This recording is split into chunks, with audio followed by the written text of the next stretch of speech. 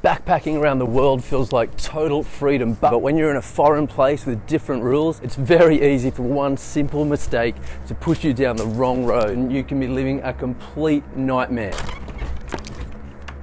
with no idea if you're going to make it safely home. Gio's idea seems like a good idea at the time, but it quickly spiraled into a nightmare. Oh man.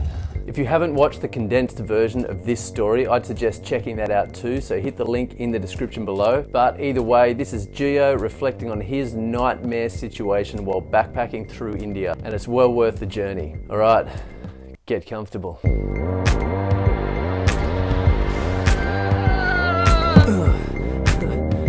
Are you ready to hear a story?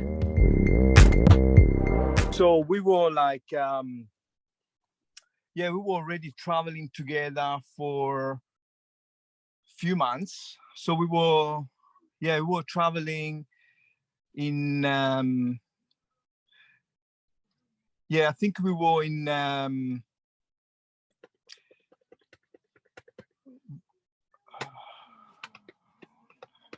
on. Yeah, we were in Rishikesh and we start travel for a few months. We were like pretty much 5 or 6 of us from all so you were with Jess traveling at the time. She was with you. Yes. We were like sort of a bunch of hippies. We were like 6, 7 from, I remember I was someone from France, a girl from France. Then it was another 2 guys from Italy. Then it was a girl from England. Then it was me, Jess from Australia, and then it was another 2 girls from Australia that were doing circus. So it was a sort of a group of us, like sort of 8, I can't remember, 8 people or something. Yeah. And we were all like circus people, like, you know, musician, and we were playing stuff around. We were playing music, songs and things like this, you know, and we were traveling. So while we were traveling and exploring different places, I remember very distinctly one day I was looking my visa and my visa was about to expire. How long is the visa usually in India? So, and that's the thing. I used to travel to India for 6 months. Mm-hmm. So I could travel for 6 months with the visa they give in Italy. And then that year, they give me the visa only for 3 months because it depends where you apply for the visa. If you apply for Milan or you apply for Rome, it was a different. So if you apply from Rome, they give you 3 months. If you apply from Milan, they give you 6 months. Okay. So other people that were traveling with me, they had 6 months, and I had only 3 months visa. When usually I used to get always 6 months. So right. I was already like sort of pretty. It's already not fair. I was like, what? Yeah, already not fair. My friends, it was 6 months. You know, I had 3 months. It was like, right. And how old were you? You were like in your early 20s, right? 25. I think I was like 25. I would have been 25. Yep. Yeah. So I was like, all of a sudden, I was like, okay, I need to do a visa. How annoying. We're all traveling together. I don't want to miss my friends because they will keep coming, keep traveling. They don't want to wait for me, you know, like a few days. But anyway, I remember we reached one little town and I was applying for my visa. So I went there, you know, some people on holiday, you know how they are in India. Some people was in holiday, some people wasn't there. They were like really unorganized. And it was looking like I had to lose like a couple of days, like waiting in this town, just try to get the visa. Just processing the visa. Yep. Yeah, just to process the visa. Huh? And then I was like, man, I can't wait till like 2 days here. You know, 2 days, 3 days, maybe become 4. You know how they are in India. Dire. Like you never know when it's gonna happen. Yeah. So I was like, okay. So all my friends was like, okay, Giovanni, look, we can meet you over there, you know, whatever, you know, we're gonna keep going, you know, like if you wanna come, we're going now. So I was like, you know what? So I started talking with my other friends. Jesse was there as well. I was like, oh, you know what? Yeah, usually they give me always 6 months. What are you guys thinking? What about if maybe I try to change the numbers? So going from 5, it was a 5 on the visa. So going from the number 5 to number 8. Right. I said to my friend, you know, what you guys, what you think, you know? Oh man, sure, like who cares? Like who's gonna realize? Everyone agreed it was like a great idea. Everyone. We're like, oh yeah, you'll be fine. You know what I mean? It was like, of course, you know what I mean? You know, like, 20 years ago, technology wasn't as good as now. And I sort of went like a little bit ignorant about it. I was like, oh, you guys agree with this? Is that pretty Because fine? it's a written, it's just a Yeah, literally in yeah, pen, you got the right? dates there. Yeah, you got the dates there written with the pen Okay. of the duration, you know, duration of your visa. And I thought, oh, I think it would not be too bad going from 5 to 8. You know, Yeah, like I it's can not. I can see how easy that pen stroke would You be. know what I mean? Yeah.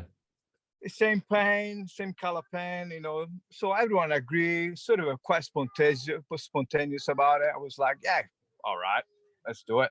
So I did it. And Yeah. I remember this thing, Jesse was there with me. Oh, fine, all right, everyone.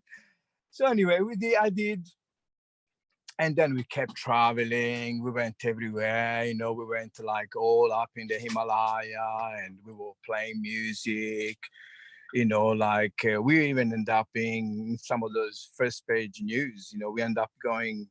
I Oh remember yeah? entering. In Yeah, the yeah, yeah. news? Well, just yeah, like randomly, because I remember entering a shop in the Himalaya, like north of India. We were like Kilganga, some of those little towns, and I remember entering a little shop, and there was a newspaper on the shelf there, and I saw it was the photo of us playing music on Oh the first wow. page. Is there any Yeah, way yeah, yeah. you'd still have that somewhere?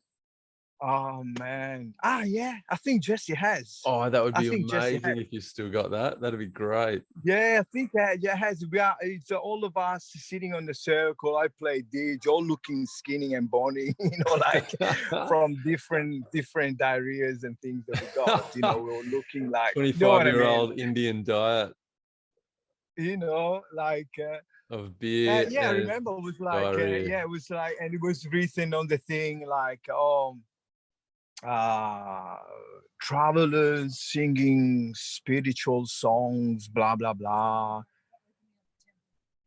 for the opening of the temple. So I don't know. It was like whatever. I know it was yeah, it was interesting. So we kept traveling for we actually traveled 2 months together with all this group of friends, and we had a great times and really difficult times. Imagine 8 people traveling, who's going their way, who wants to go their way, who wants to stop to eat, like, oh man, it's hard work traveling 8 people.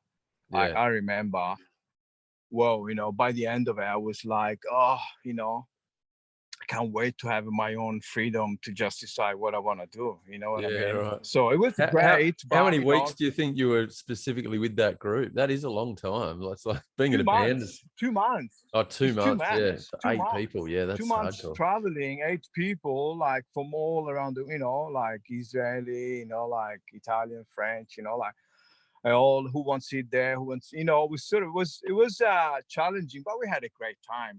Everywhere we Mm. were going, we were playing music and creating good ambience, good atmosphere.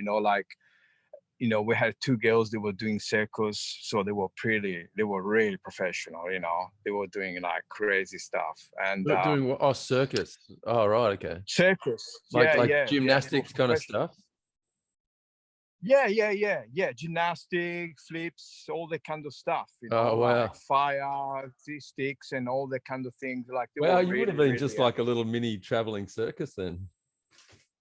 Yeah, yeah, and we were like really, yeah.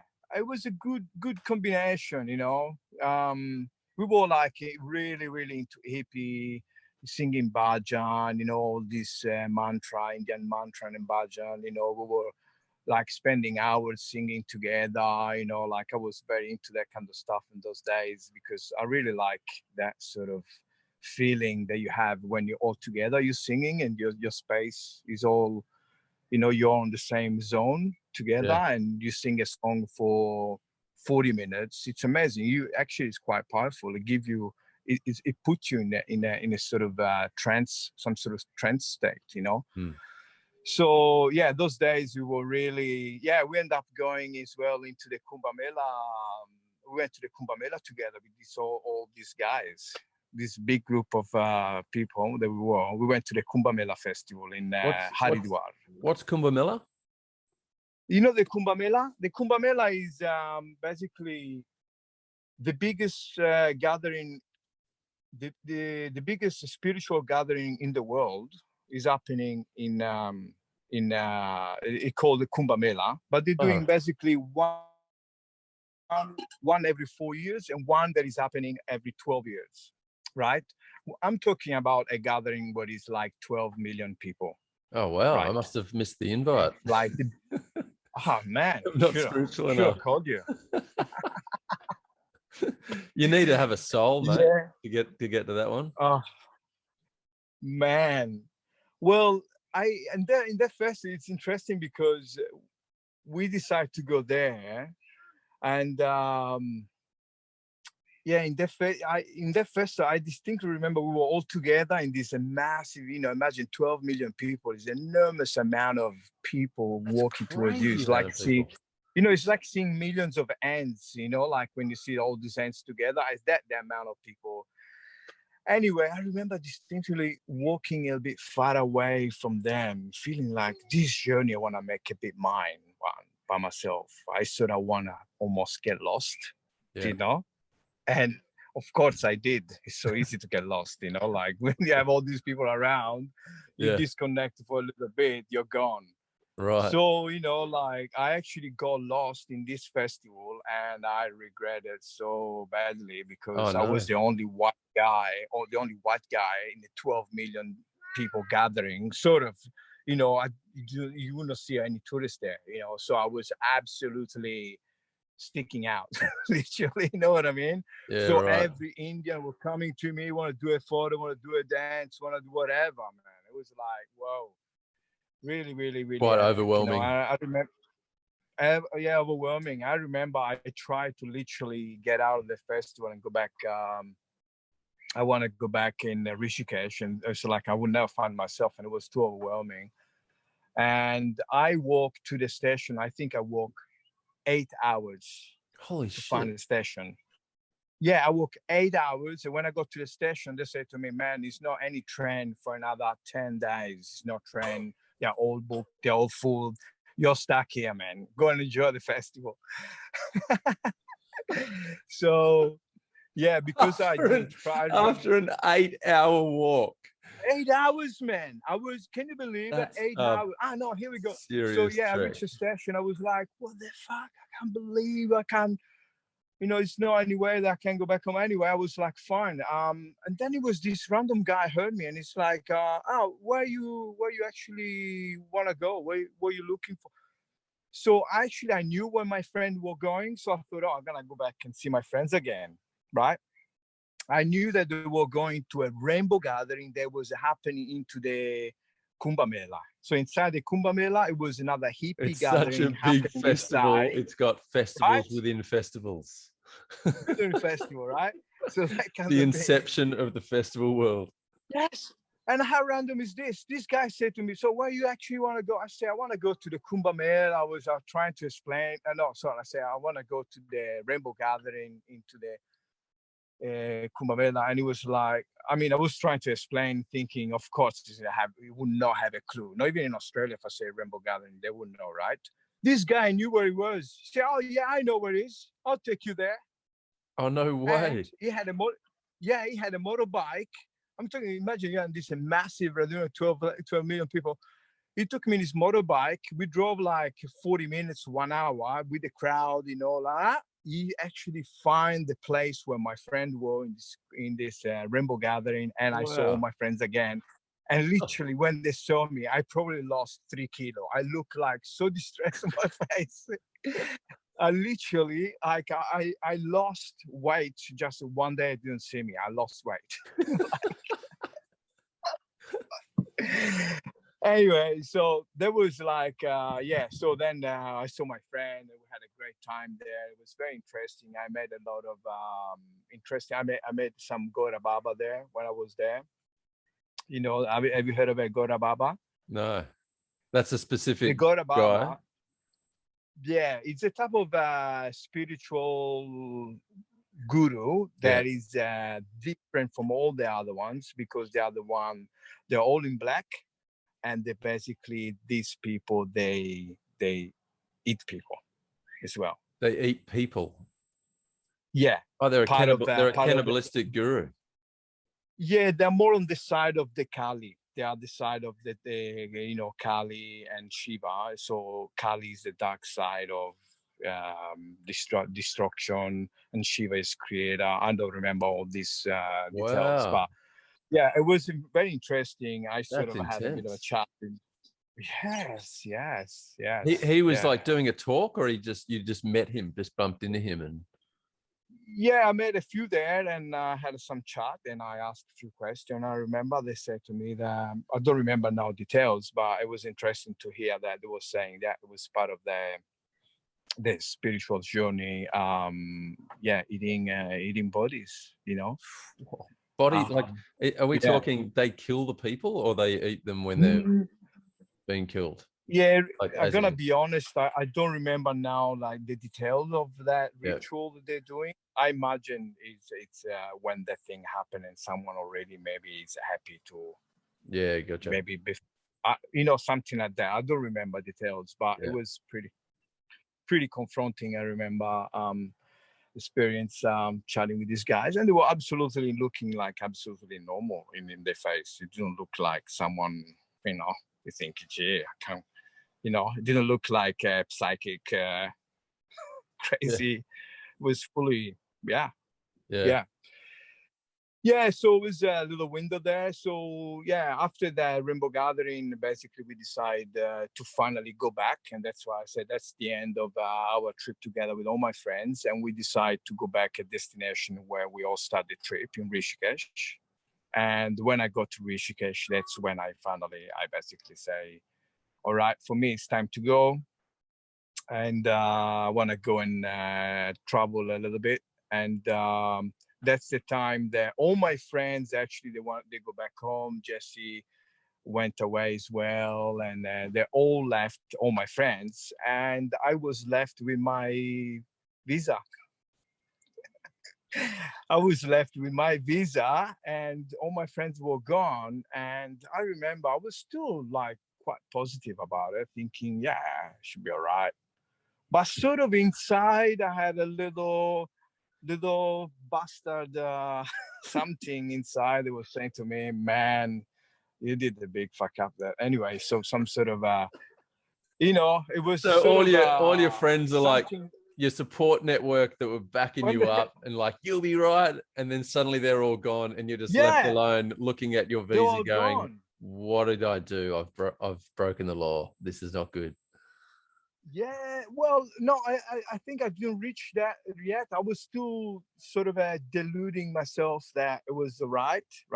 Okay. But I had the little voice say to me, and then I remember I traveled another week. I went to more, yeah, I went to Shimla, one of those town up in North. And I remember I was talking with this girl from Israel, and I felt this feeling I really want to share with someone to hear someone else's opinion about it. And when I chat with this girl, I saw her eyes getting bigger and say, "Did you do that?" She said to me. I said, "Yeah." "Yes." I said, "Yeah." She said, "Oh, man, you're in trouble." And she was the one who really like destroyed. There, I lost 1 year of my life around that spot. 1 year of my life was already gone when she told me that. I was like, gee, I was really stupid. Yeah. Ah. Shit. So, but anyway, How I feel I was like how pretending. far over the visa are you at this point? I think I still had another 2 months left. you know, I was going more north, and I still had another couple of months.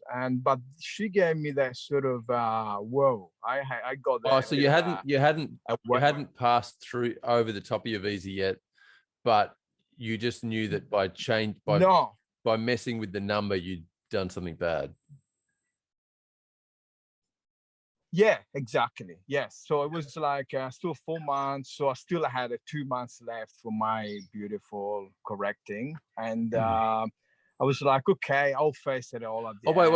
Let me go. More. You still had 2 months left to get to the end of your fake 8 months.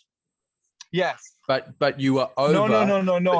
No. Yeah, I was already over from the original. Oh, so you were there illegally.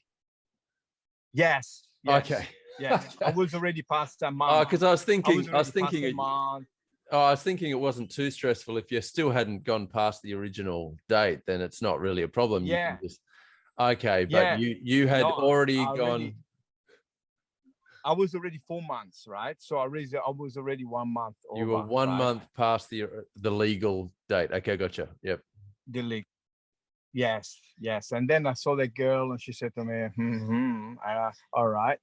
So then basically I went travel more north, and I ended up meeting a couple of really amazing people, and I ended up like hanging out with them in Almora. It's like this town in the Parvati Valley, and I really enjoyed my time there. I had I think it was one of the most amazing time of my life, where I sort of felt like somehow some of my deep understanding, I sort of cracked the shell. It was through these people that I met. So I was in a really good space, and I ended up living with this guy called Or from Israel. That was the most inspiring person I ever met, and I ended up living with him in this house where we were living in Almora. And I sort of once I realized this guy has something to give, I sort of hang out with him for a few months,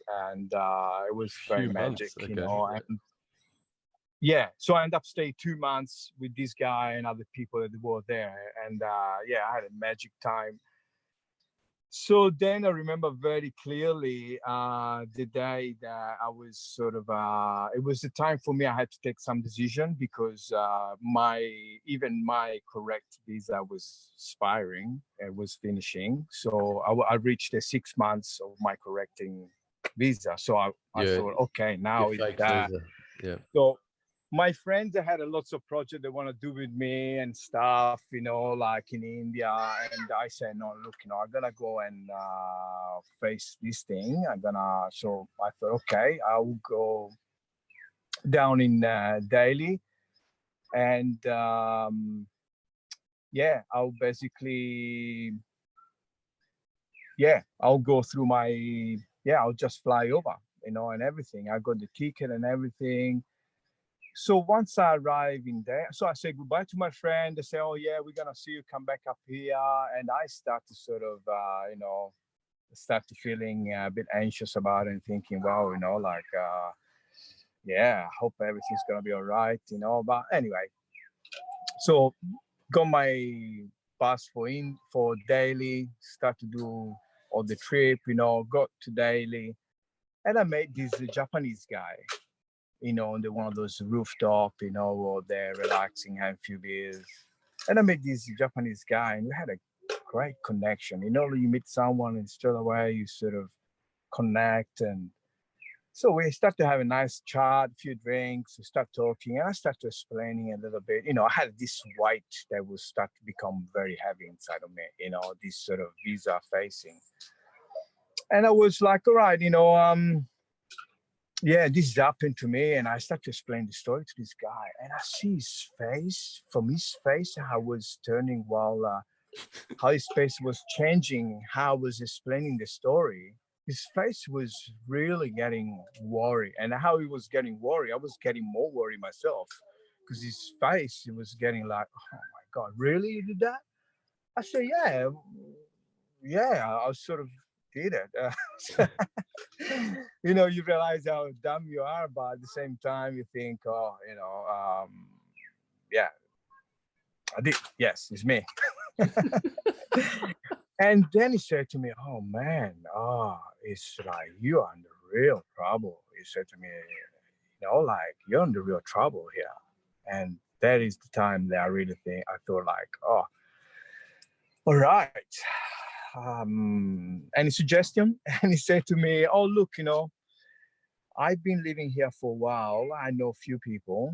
And he said to me, "Look, I know some sort of, I think Iranian guy that was like sort of a bit of mafia guy. Yeah, it was sort of a criminal that was famous for doing visas, Yeah. doing fake visas, to have passports, and they have all the kind of stuff.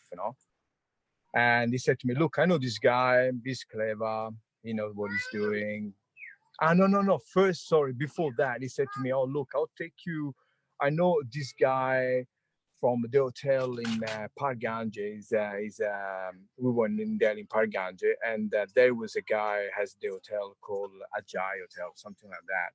And he knew that the guy, the owner of the hotel. And he said, what about we talk with my friend and we see what he says about it. He's Indian. He has a lot of connection. He might give you some good suggestion, right?" So we went there and I explained my story to this guy. I mean, it's pretty intimidating. So not intimidating, but it's sort of scary to share your story with someone that you don't know in India. Yeah. Someone can sell your story, and you'll Yeah, be they in could jail, take this advantage of money you. out of you forever. Mm. It's like, but I felt like I had no choices. I was like in the point where I start to get, a little bit in need, right? So I was like, so I went and I talked with this guy, and this guy looking at me and said, "Man, you go to jail." Said to me, "You go to jail. The only thing I recommend to you," said to me, "You're done. This is illegal in India. This is like punished with jail. What I suggest to you, you go into your immigration and you explain the story. And and he said, look, if you're lucky that, somehow they'll take care of you, or like he gave me that suggestion. I Holy sort of didn't like his shit. suggestion. I was like, this suggestion is still talking with like you still get involved with The authorities. all these people, the authorities, and stuff like that. So I thought, I don't think it's my best option. So then he said to me, "Oh, look, I know this Iranian guy, he does all passport and stuff like that." And so I went to see this guy. I said, "Okay, let's go and see this guy." So I went with him, and I went to this little apartment. It was this guy, he's looking, sort of, a bit. It did looking dodgy. Had the look of the dodgy guy. A dodgy I don't tattoo on know. his I forehead. basically, they were looking all dodgy. I was talking to him, explaining my story, and after a good 15 minutes that I was talking with him, all of a sudden I saw someone came out of the toilet, fully, fully sweat. What I mean? It looked like he just had some sort of dose of something. You know what I mean? Mm. It was like, completely wet from sweat, and I didn't even know that someone was in the bathroom. So I Right. was like, "Where this guy came out come from, and why he's so sweaty all this time?" So when you start to have the feeling like, what kind of environment is this? So then this guy so explained to me, "Oh, look, that's how you explained to me all the story. To do the visa, basically will cost you $800 American, and then you need to give me your passport, and then basically I need to have some photo of you, and then I will send your passport to a doctor that I have in somewhere. So he knew a doctor that it would write that I was sick for a few months, and then it will basically say, oh yes, and he expired the date because he was sick, but I got the proof from the doctor that I was sick, Gotcha. blah, blah, blah. So that was going that direction, right? That kind of Okay. thing. The best That I was the overstay plan. because I was sick. He would have done all the dates and stuff like that. Gotcha. But he said to me, okay, let's go and do some photo together. So I went for a walk with him, with this Iranian guy, and we start walking around. He straight away saw another little kid there, and we chat with him. And then this kid went away, and then this kid come back, and he gave a little bag in his hand. And I was like, this guy, what they doing here? It's like, seems like a drugs thing, right? And then I saw the guy went behind a pole and sort of sniffing something. I was like, all right, these guys are into heroin. I felt like they Right. were heroin people, you know? So And that's when I felt, you suddenly realized it was a bit of a heroin yeah, operation. He was taking it yes, as it well. was, He was snorting heroin. yes. He said to me, excuse me a second. I was like, right, you know, and from the effect, I could see that it didn't look like, you know, it looked like it was more heroin, you know, from there. Yeah. Not that I really, really experienced, but you don't need to be sort of very experienced to understand that. So anyway, basically, when I saw that, and I thought, all right, so I am in the hands of some sort of criminal that is addicted in the heroin. He's gonna have $800 on mine plus my passport, and I'm gonna trust him that he's gonna be a good guy and go ahead. I feel like I'm not that dumb. I was already dumb once. I would not be dumb twice, you know, right? So I was like, man, on the main time, I gonna be honest, I felt such an anxiety that I could not believe myself. It could even possible to be so anxious. Do you know when you're sort of, oh, that's a heavy moment, dude, especially at you know, 25, heavy. going from carefree traveling and just innocent backpacking and enjoying spirituality and discovering yourself. And then suddenly you realize you have the possibility of going to jail in India for a stupid crime with harsh punishment. And that's a major weight on your shoulders, especially when you've got people in authority telling you that it's that heavy, telling you how much jail time you could do. Exactly. Yeah. And I mean, and I could not even share that with my family, right? Because I feel like, would you call your family to tell that? It's like you make them having a heart attack. Maybe the problem is escalating even more. Yeah. You know, my family. I can imagine your Italian mum would my not mom, respond well. Oh, mom. Oh, my mom, that kind of stuff, she will knock up, you know. Like once I remember I had an accident. I went to visit her. I said, oh, mom, I had an accident. And she looked at me. I had a few scratches on my face. She fainted on the spot. But the moment I had to pick up her from the ground. You know, so I was like, I definitely don't call my mom and tell this story. Wow. So I was like all alone processing this sort of thing. Hey man, can we just pause? Can we just pause for 1 sec? I just need to run to the loo. I'm just busting for a piss. Go for it. Give me 2 seconds. Go for it. Yeah. Make yourself comfortable. Yeah.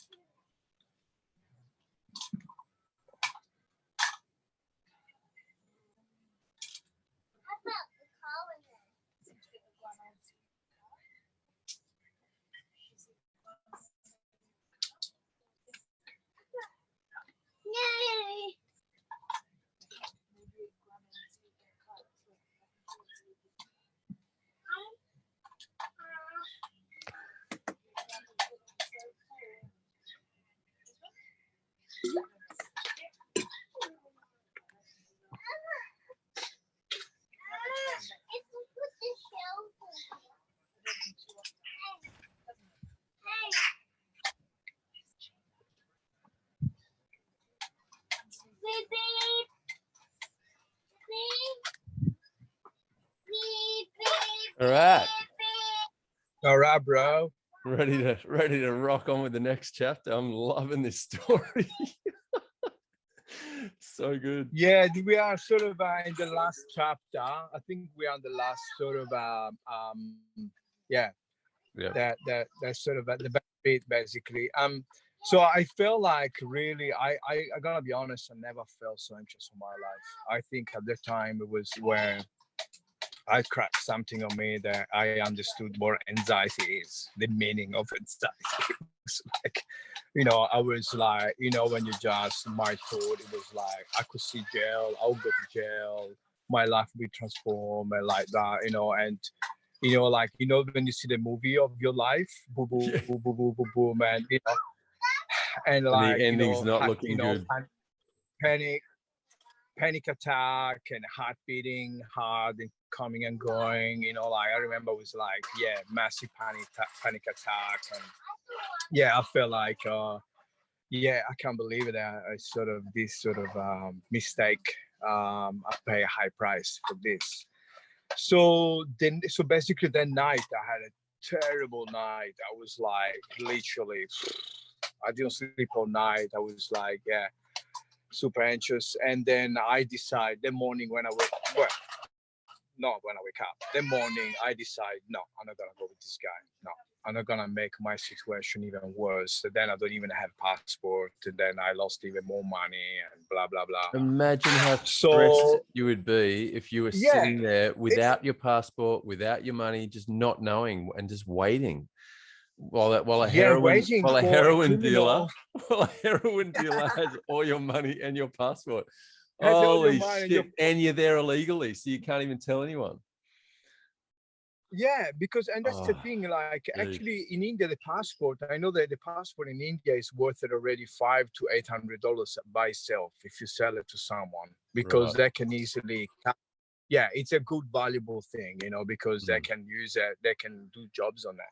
Like that's how it works for all the people that go in India and they're throwing the passport away. Then they think, oh shit, I need the passport. I don't want to go back home. Yeah, sure. So I mean, not just for that reason, but that's quite a bit of a circle of passport, fake passport around India. Sure. So yeah, in the morning, I was very clear I don't want to go with this guy, and I remember we were working Park Ganja in the market, and I supposed to see this guy at 8, and I went to see him, and I told him, and I said to him, man, sorry, I thought about it. I don't want to do it with you. I don't trust this whole situation. I think I'm gonna do it a different way. And so I already before I saw him, uh, I already went to the bus station. Before I saw him, I went to the bus station, Mm. and no, a bus station. I went to those bus agency or travel agency, and I Travel asked a agency. few questions about how it sounds so dodgy, but I had no filters anymore. Basically, I was in a situation where I had to You're really desperate. find it. I was desperate. Basically, I had to find a place where I could cross the border without people checking my visa, Right. right? So that's what I was looking for. And so basically, I remember entering this place, this travel agency, and I was trying to, be light about it. And I say, oh yeah, do you know if they're checking for the visa? Like sort of trying to get away that I was illegal, like not making them understand that. But the more I was trying to do that, the more they were like looking, why are you looking for a place where they don't want to see a visa? You know what I mean? It's not really a nice way to ask you these questions, right? Yeah. So I remember I bought so I end up, they say, oh yeah, you can go through there, blah, blah, blah. And I bought, can't even remember from which border they recommend me. But basically I bought a ticket. I spent $400 to get, basically my idea was going to Nepal from one of the borders where they were like more like small borders where they didn't have enough technology. That's what I was looking for. So I bought it So you basically. did that. You did that because they suggested that as the best place to get across with the least technology, or you were kind of guessing? no, these guys, they suggested, I asked a few questions, sort of try to keep light about it. And they say, yeah, go through there, blah, blah, blah. And I bought a ticket, right? It cost me $400, whatever. Then the morning when I went to see this guy, Iranian guy, to tell him that I didn't want to go with him, and I explained to him that I was going through that border. The good thing they said to me, say like, oh man, okay, fine. You don't want to work with me, fine, forget my face. But he said to me, don't go through that border that you bought a ticket. If you go through there, they're gonna catch you and you're gonna go in jail. I guarantee to you. He said to me, I know people that went to jail for less than what you did. Oh shit. It's illegal what you did and you go to jail. He said to me, so I recommend to you, if you want to go, you don't want to work with me, I'll tell you the name. I can't remember. We should remember the name of this little town. I can probably try to dig out. But he gave me this name of this town, this border, and it was no any bus that was going there. It was no any bus that was going into this border. Do you know what I ended up doing? I ended up getting a taxi from Delhi to Nepal.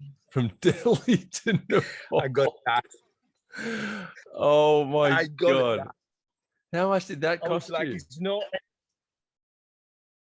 I think it cost me maybe like around $300 maybe or something. Yeah, I guess you know that would cost thousands anywhere else, but I guess in India even how many hours? Was like so it was like around 6 hours, I think it was. Oh, about 6 hours. Okay. It was around 6 hours. Yeah. 6 hours from Delhi to the border. To the border? You mean? Yeah. Oh, right. Yes. Okay. I thought it was further than that. Yeah. I'll sort of try to I'll try to see I try to go back into that. I try to remember the town. I'll sort of explore a little bit on the map, will come back to me. Yeah, cool. Yeah, same. Yeah, so basically I felt basically that was my only option. It was trusting this guy that I didn't want to go with him, and hopefully he told me the truth. He wasn't pissed off enough to say, you fuck off in jail, or something. Wow. So at that point, you literally are like, is this guy screwing me over because I'm not using his services? So he's just sending me to my imminent death or my imminent jail sentence. Or is he actually being a nice heroin dealer and giving me and actually going out of his way and giving me free advice? Oh, that's freaky. Exactly. You had to really think that the inner child of purity was still inside of him or something, I don't know. So anyway, so that's what I did. So then I found it, I can't remember. I found, I think I asked a few taxi drivers if they want to do that. And I ended up finding one. No, that's what I did. I go back into the travel agency and I asked them, I say, no, look, I want to cancel my ticket. I think they couldn't refund me. I lost 300. And then, but they say to me, look, okay, I'll see if I can find you someone. And they find me someone. Because they say, oh, no, look, there's no any bus that goes in the border that you want to go. But the only way to go there is with the taxi. And they found me a guy that was willing to do that. Right. For, a few $100. And that's it. So then basically I got in a car. I found this guy, lovely guy. And did you have a lot of Did you have a lot of luggage at this point, like djembes and lots of musical equipment? I had everything. I had a massive backpack. I had a drum on one side, didgeridoo on the other side, singing bowl in another bag hanging on my other arm. You know what I mean? Like I was loaded. So basically, this guy, basically I went to the car with him and I was, traveling for 5.5 hours. And I remember very clearly the feel of love that I need. It was so nice to have someone next to me that I can sort of, it's the person that sort of give you a bit of love in this sort of distress moment. And he was very kind. He was a good guy, yeah, the driver? It was a good guy, lovely guy. I didn't tell him anything because I felt like, yeah, it was like really relevant to tell him. Mm. But yeah, I remember I said to me, look, if you want, when I get there, I sort of, I can come with you until we reach the bridge. It was a bridge there or something. Anyway, so I thought at least I had some company until I'm dealing my yeah, whatever Until the I'm moment of supposed to. judgment. Yes. Anyway, so I remember we reached the destination. It was around 10:30 at night. Yep. And I reached this little town. And when I reached there, it was like, yeah, I said goodbye to the guy. The guy said to me, look, actually, I can't, I'm not coming. It's a lot of Maoist problem at the time. It was Maoist problem. Were killing all around, Oh you shit. know? Yeah, it was like, it was the army everywhere. And I reached there and I remember it was this bridge, very skinny bridge and maybe long, like, like 400 meters long, like quite Wow. long and skinny. So, these little bridges where you feel like you're getting dizzy. And I remember I went to this bridge and it was a few army guy there at the entrance said to me, oh, where are you going? What are you doing? I say, oh man, I need to get my visa done. I need to basically cross and go on the other side. I had some people waiting for me. I said to him, to this army guy. And he said, no, man, it's dangerous. It's Maoist around. It's very dangerous. Like, no. I know, I'm not recommend that, man. I had my anxiety was at that time was already. I just could not wait anymore. I was like, I really wanna just you know finish this issue. and And you're being told that there are dudes running around killing people, like Maoists. yeah. Or No, they were the Maoists. the They were Maoists were. anti-government. Oh, gotcha. Yeah, they were anti-government, and then they become part of the government. A few years later, they become part of the government because Right. they forced their way through. They were Gotcha. they kill a lot of people in Nepal. Mm. Yeah, so basically I sort of and the guy said to me, and anyway, it's late, like it's late for the visa, blah blah blah. Anyway, so look, I'm gonna just give it a go and try. So I remember crossing this little skinny bridge, looking down. It was this big river, and I had all my bags and stuff, and I was holding my ditch very strong and feeling like if anyone is gonna go too close to me, I'm gonna just whack it with this didgeridoo. I don't care. You know what I mean? It's like I knew that was dangerous. I already was like, it was like sort of the wrong guy to mix with, at the time, because I was already distressed psychopath turning. You know what I mean? I was like, at this time, I have nothing to lose. Like, all right, so yeah, I did this bridge, man, and I remember, yeah, fine. I actually didn't see anyone, and believe me, man, I arrived at the end of this little skinny bridge. It was actually I could see it was the light on, of this little Bora thing, and I'm not kidding. 1 meter before I'm reaching the Bora, the And door. you can see the lights on, and you can see that there's someone there to check the visa and everything. Yes, I can see the guy there. I can see, boom, 1 meter before I'm reaching the door, boom, the power went. And oh my God. the light went, and yes. And I went there, and the guy looked at me and said, what are you doing? What do you want? I said, oh, man, somehow this is like, for me, one of those moments in life that you don't know how to explain. Not only the luck that the power went, but I went to this guy with such a nice, charismatic face. When I saw him, I had a radiant face.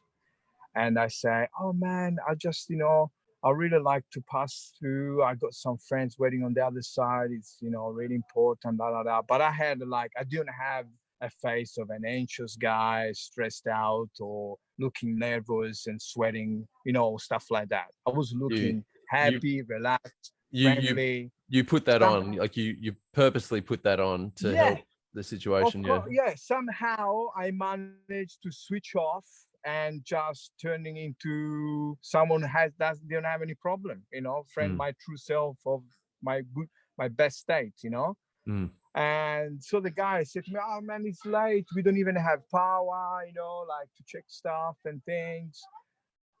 I say, "Oh man, come on, I really had to pass through. I got some friends on the other side, and I was like really friendly. I don't know, like I had a really nice vibe." yeah. And these guys said, "Oh, come on, all right, If I remember with the torch, it was on my passport with the torch, and he asked me the dates, and I said, "Oh, I'm so happy to tell you the dates. I can tell it to you. Don't worry, you don't need to read." He asked you the So he was dates. asking me. So He asked he you the asked me the dates dates. because he couldn't check it properly Yeah. under the torchlight. So Well, he asked with the you lady to told him, tell "Okay, him. we are here." Yeah, he said, "So what are the dates?" And I said, "Oh yeah, the 8th of blah blah blah 2004 and blah blah blah," and he gave me basically that stamp, boom, and that stamp, man. With that stamp, I felt the wings appear on my back, man. I was like flying already. I felt like Jesus walking on top of the water, man. I was like, you know, I feel like Oh, I that's can't so explain to good. you. I was, And yeah, was there a yeah. was there a computer there as well that he would have used to check the visa if the power hadn't gone out, or it just would have been a much more rigorous check under the light to look at it properly? You know, I'm not really sure about it because it was a bit dark inside there. I didn't want to really investigate it about it in case, like I didn't remember seeing computer there. Maybe it was the right place, but I don't know if it was connected with the power that went. So the guy that was only with the torch makes sense. Yeah. I wasn't sure really if I didn't have a computer. I would never find out this. But what I know is, man, I can't believe the fact that the power went off right then, which means even if they had computers, they would not use it, Yeah. right? To check, because even if what I found out, it was like that. Even if you sort of change the dates, when they're checking the visa, they know exactly with your name and everything. They know exactly how much time you're supposed to be traveling with the visa. Like it's not like they then look in the numbers. They once they put in the name on, they will know that you have 3 months or 6 months visa, Yeah. right? Yeah. Yep. And Yeah. so, So so all he if would they normally have to do is just even know, tap it even, in, even just be able to read it under the light properly and see the date that you entered, and he would just be like, "There's no way you've got an 8-month visa. It doesn't make sense." Like he would have just busted you. So because it was so hard to read, he just asked. yes, He just said to you. He just asked you to yeah, tell him.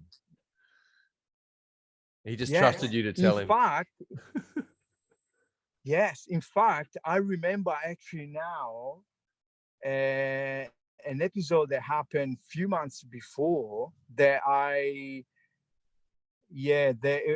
basically got stopped inside the bus from that's another story I already told you about. Eventually we'll do it, but eventually it happened another time that I was on the bus and they checked me for Mm, drugs and stuff all on my body. And when the guy checked my visa, the policeman, they look actually, he had that pretty looking bit of a, it didn't look too smart, right, this guy.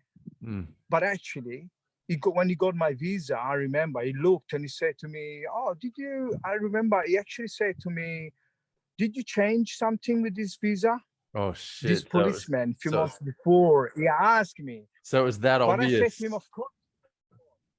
So it was, yeah, because I remember now that this policeman asked me, but still it wasn't the time that my visa was valid anyway, and I was quite confident. I was in this distress moment, so I was still believing it all. And I remember this policeman asked me, and because my friend that was traveling with me was Italian as well, and he had a 6 months visa, I say, see, he's Italian. It's 6 months. They always give 6 months, of course. You know, it's. Right. But the guy sort of highlighted a little bit. He highlighted. It wasn't too suspicious, but it was like he say something about it, and I say, oh no, of course not. He's 6 months, man, 6 months. So that's something that actually just came in my mind now, a little flash. So Right. yeah, let's say that if you sort of really look, you will see the difference because that guy saw it. You know, like that policeman saw it. Yeah, and so I remember, man, when I finally passed through, and then I walked 2 kilometers in the dark. You know, I felt no fear, I felt nothing. You know, I was like feeling buzzing. And the next day, then I went to the other office of the border where they give you the sticker. So because you already got the stamp, then they give me the sticker, and with Right. this Yeah. sticker, you're already in. You're And done. You're oh good. man, I was in Nepal. I was all good, and yes, yeah, Where I did you was. stay Yeah, it was. when you got across to the other border? Where did you stay that night? Do you Yeah, remember? basically when I In a yeah. cloud? Did you just sleep on a cloud? Oh man, I'll tell you, I felt like the same when people sort of facing death, and then they realize they're still alive. You know, you have the Yeah. buzzing, the colors are different. You know, like you appreciate the small things. I feel like that sort of buzzing thing of appreciation of freedom. You know, of being free and be like. I remember, I I got to straight away. I got to Pokhara, and I got this hotel. And I remember it was a lot of Tibetan refugees there, you know, around. And I remember they ripped me off really badly, and I let them rip me off. I was like, this is fine. This is fine, guys. No worries.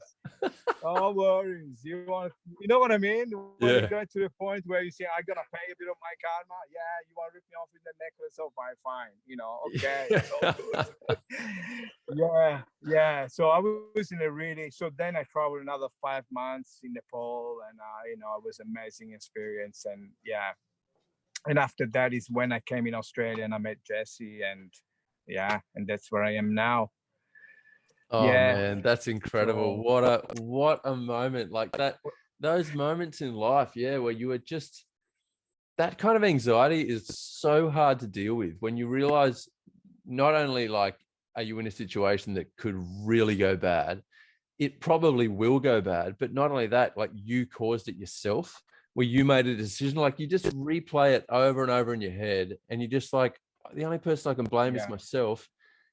And there's just this overwhelming, especially when you're in a situation where there's not much you can do to change. You can't change what you did, and you're searching. Oh man, you must have just been, especially at 25, because you're so carefree up until yeah, that moment. yeah, yeah. It was yeah, it really hit me hard, the experience. I'm gonna be honest, but yeah, It's wild that the yeah, it teach me. electricity went off like a meter before you reached the. It's man, I'd forgotten all the details of that story, but I remember the first time you did tell me. Like I knew the general gist of it, but I thought, oh, it must have just been a blackout that night or something when he got there. But it was all a light. Everything was normal until you got a meter from the talking to him, and then suddenly it Yeah, goes off. yeah. That's wild. One of those moments, you know, that I don't know. One of those moments that whatever, you know, the universe, I don't know, whatever it Yeah, is. it's funny. Yeah, Hey, that was I felt. like quite a few of the stories that I'm doing make you question divine intervention. Like that story, about Jen and the car flying through the air and all that. You just go, Yeah, the timing is so out of control that you just think, what's going on? I mean, then there's always the bad things that happened as well, where you go, okay, maybe there isn't anyone looking after us. But what happened to you, that's like the coincidence level is just crazy to go through all of that. And then just at yes, that moment, the power goes out because the sliding door is so yeah, huge and in that moment. Like you're not the sliding door is one, you're feeling amazing in Nepal on holiday still, a free backpacker, young with your whole life ahead of you. The other option is you're in jail in India with running out of money fast, no one looking after you, and literally rotting in the system, and your whole life is fucked. That's a pretty big difference. Man, and that's why I knew what it feels like being in, because I met actually in my life a couple of people that went to jail in India. Right. You know, I met two people. I flew back with the guy that spent 3.5 years in India in jail. Oh, really? Yes, I traveled with him. And was that after this event? You know, that was after this or before? Yeah. I can't remember because I've been in India so many times, and those years I used to travel there every year. I can't remember if it was that year or the year after when I come back. So what was his? No, it was before. No, it was okay. before. So you already had the impression. Yeah, I knew it. Yeah, because this guy, basically what happened to him is like he bought some hashish from a guy, and then these people who sold it to him, he basically called the cops and he said, this guy is in this bus and he's in this left pocket, he has his hashish. Oh, man. And they found it. He only had like maybe like 20 grams or 30 grams or something. You know what I mean? He was in jail for 3.5 years. Yeah. Oh, that's brutal. And man, he looked like mentally. Yeah, he looked like mentally. You know, it was not anymore. Yeah. It wasn't normal anymore. This guy. You could tell he wasn't normal. So he just told you about the horrors of being in jail. He said to me basically that it was a French guy that was inside, that he was very, very wealthy. And, you know, like they got him as well, the same similar thing with hashish or something. And they say he told me that this guy, they were keeping squeezing money out of him. And they will say, okay, give me an extra 2,000, 3,000, whatever, and then you get out. They're keep squeezing money out of him, and he still was always inside. They keep him inside for a long time. You know, so this they can be that sort of thing that happen. You know, So, I mean, for me, I didn't you know, I knew that with drugs, you know, can happen that, but I sort of, with the visa, because I know a lot of people go and live in India and throw the passport. I didn't think it was so strict, you know, like, but yeah, it's always interesting how unexpectedly strict some rules are, but how free they seem when you're in the environment. Like for example, like obviously the drug rules in India are super strict. Like that guy got caught with, you know, 20 grams of hash, and then he's in jail for 3.5 years.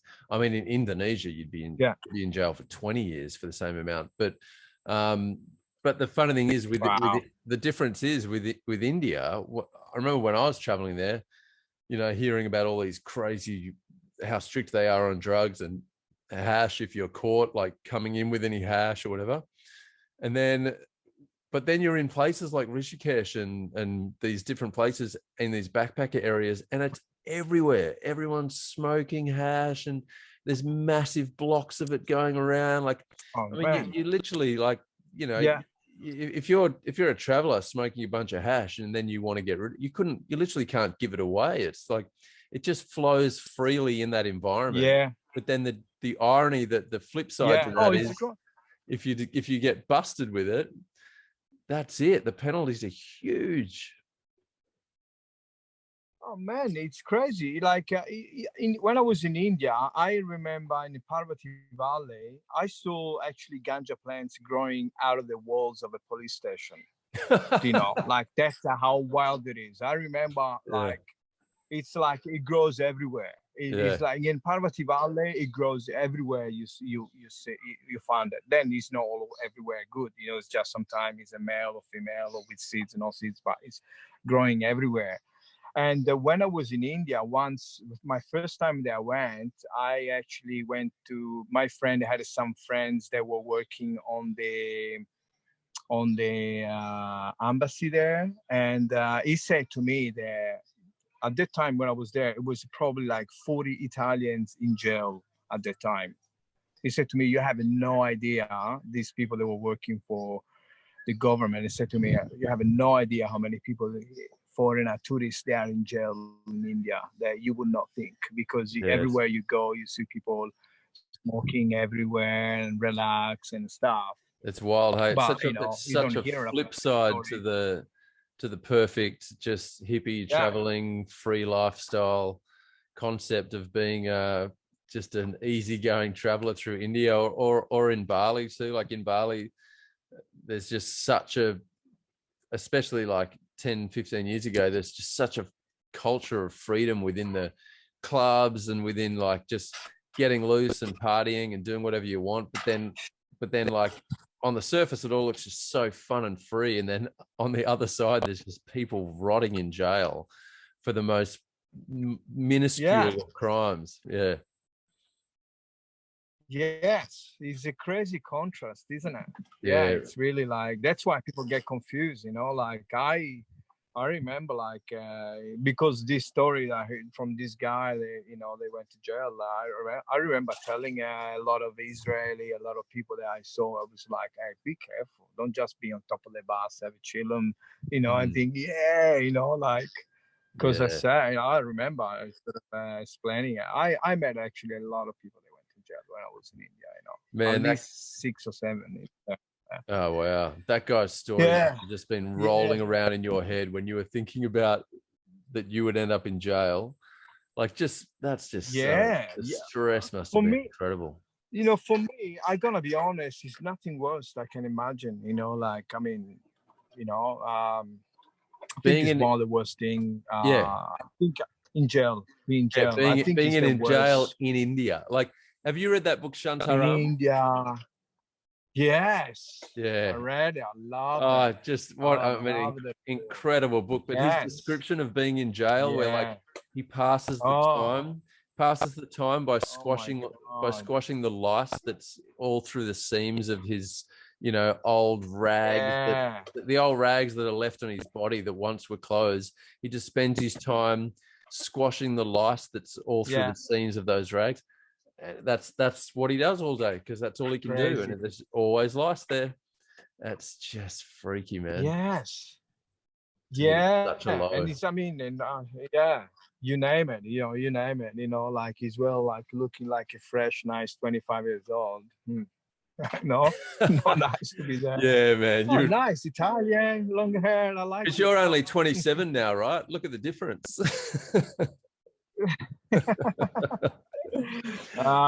Hey man, I might just finish up the recording now because I'll save that so that we've got that for the podcast and I can refer to it. So we'll keep talking, but I'm just going to switch off the recording. So thanks for telling the story, man. That was so good hearing that story. So I'll just sign off the recording now. Happy to share with you. Yes. Let me just hit stop on that.